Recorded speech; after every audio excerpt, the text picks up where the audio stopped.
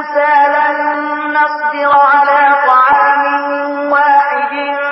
فادع لنا ربك يخرج لنا مما تنبت الأرض من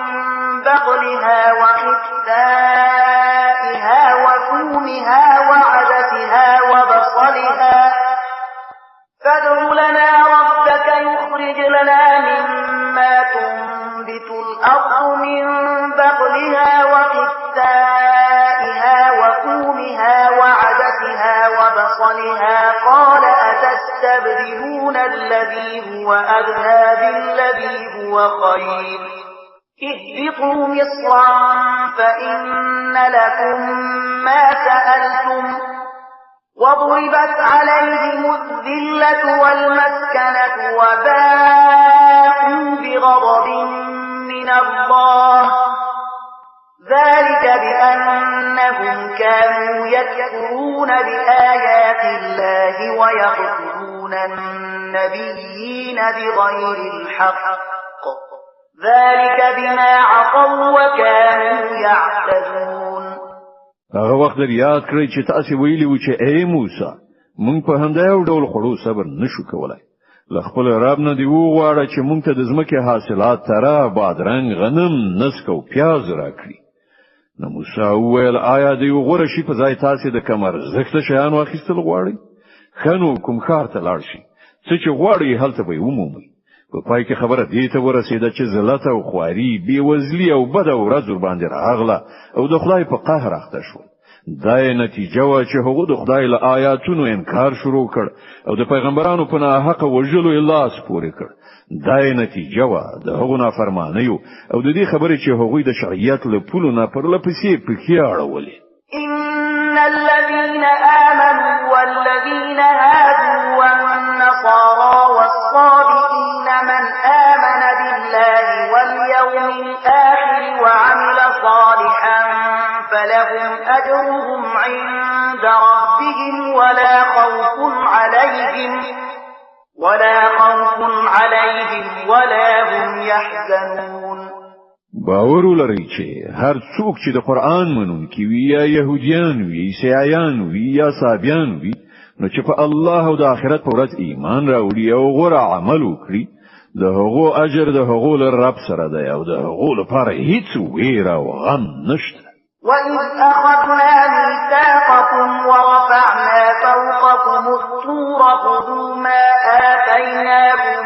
بِقُوَّةٍ وَاذْكُرُوا مَا فِيهِ لَعَلَّكُمْ تَتَّقُونَ. او د یاد کړی هغه وخت چې کله موږ د تور غار پر تاسو پورته کړای او له تاسو نه متعهد اخیستی او ویلی مو چې کوم کتاب چې موږ درکو هغه په کلکه ساتنه واخلي او په هغه کې درج شوی حکمونه او لارښوونې زده کړئ. په دې وسیله هیله کېدای شي چې تاسو د پرهیزګاری چلند غوړه کړئ شي. ثم توليتم من بعد ذلك فلولا فضل الله عليكم ورحمته لكنتم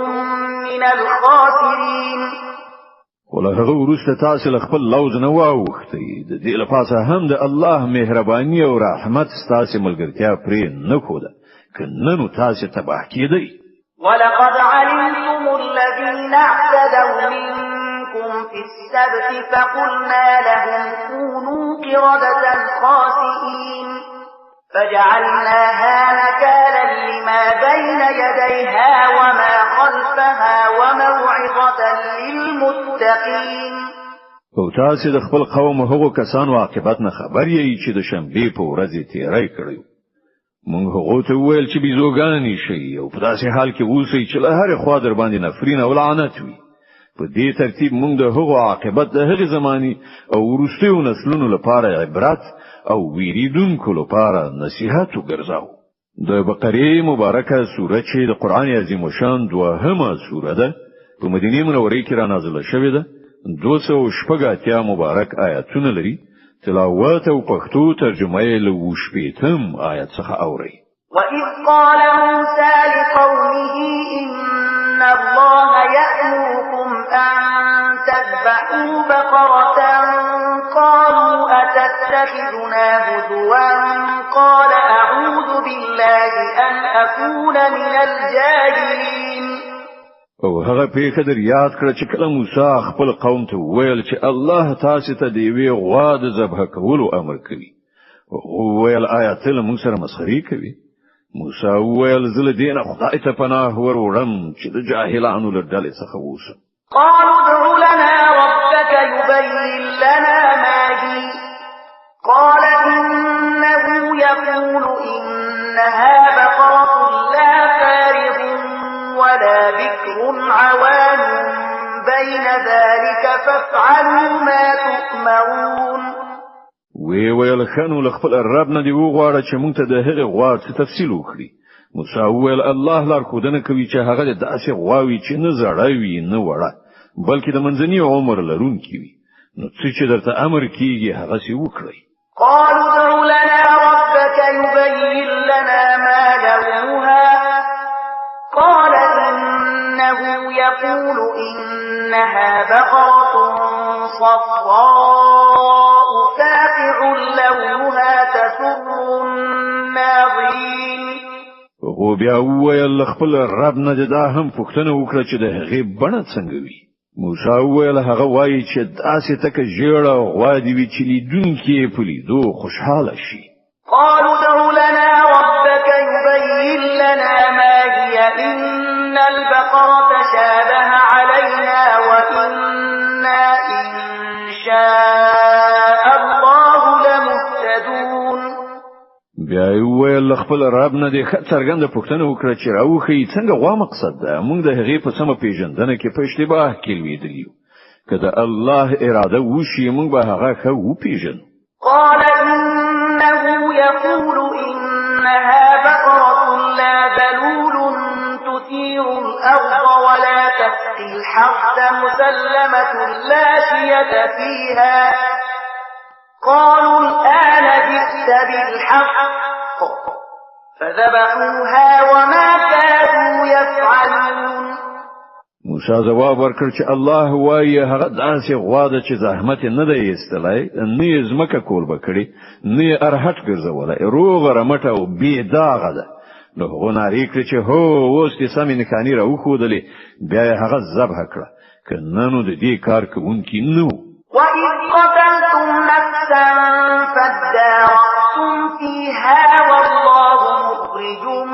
مَا كُنتُمْ تَكْتُمُونَ او تاسو ته هغه پیښه یاد ده چې کله تاسو څوک وژلیو بیا مو د هغه په باب جګړې کولې او یو پر بل باندې مو د وژلو تور وای او الله څرګندونکی دی د هغه چې تاسو یې پټوي فَقُلْنَا اضْرِبُوهُ بِبَعْضِهَا كَذَلِكَ يُحْيِي اللَّهُ الْمَوْتَى وَيُرِيكُمْ آيَاتِهِ لَعَلَّكُمْ تَعْقِلُونَ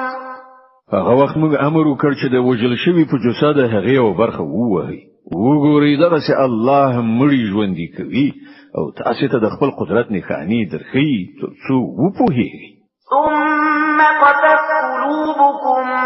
من بعد ذلك فهي كالحجارة أو أشد قسوة وإن من الحجارة لما يتفجر منه الأنهار وإن منها لما يشقق فيخرج منه الماء وإن منها لما يهبط من خشية الله وما الله بغافل عما تعملون خو د دغه ډول قانون لیدلو وروسته هم په پای کې ستاسو زړونه سخت شو د تیګو په شان سخت بلکې له هغونه هم څه زیات سخت ځکه ځینې داسې تیګې هم شته چې له هغونه چینی راوځي بهیږي ځینې چوي او بوترې نه راوځي او ځینې د خدای له ویرې لړزيږي رالويږي الله ستاسو له کړو وړونه نه خبره نه ده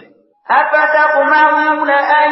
يؤمنوا لكم وقد كان فريق منهم يسمعون كلام الله ثم يحرفونه من بعد ما عقلوه وهم يعلمون ای مسلمانانو آیا اوس تاسو له دې خلکو نه دا تمه لرئ چې دوی به تاسو په بلنه ایمان راوړي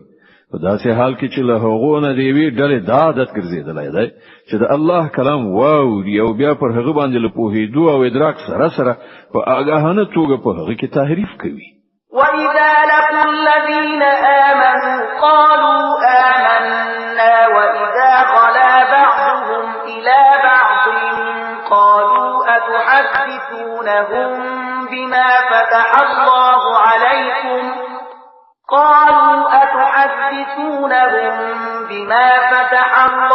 عَلَيْكُمْ لِيُحَاجُّوكُم بِهِ عِندَ رَبِّكُمْ أَفَلَا تَعْقِلُونَ. او په محمد رسول الله باندې له ایمان راوړونکو سره چې کله یو ځای شي نو وایي چې موږ هم هغه منلای دی او کله چې په خپل منځو کې یو له بل سره په ګوښه کې خبرې اترې کوي نو وایي چې احمقان شوي چې دوی ته هغه خبرې ورخي چې الله تعالی تاسو ته درخودلې دي ترڅو چې تاسو د رب په وړاندې تاسو پر خلاف د دلیل په توګه وړاندې کړئ. أولا يعلمون أن الله يعلم ما يسرون وما يعلنون. او آیا دوی نه پوهیږي چې څه چې دوی پټوي او څه چې ښکارا کوي الله له ټولو خبرونه خبره ده. ومنهم أميون لا يعلمون الكتاب إلا أماني وإن هم إلا يظنون. په دوی کې ورډله د امیانو ده چې په کتاب نه پوهیږي په بې اساسه امیدونو او هیلو یې تکیه کړې ده او په انګیرنه او ګمان روان دي. صدق الله العظیم. الله ستر رښتیا ویونکی دی.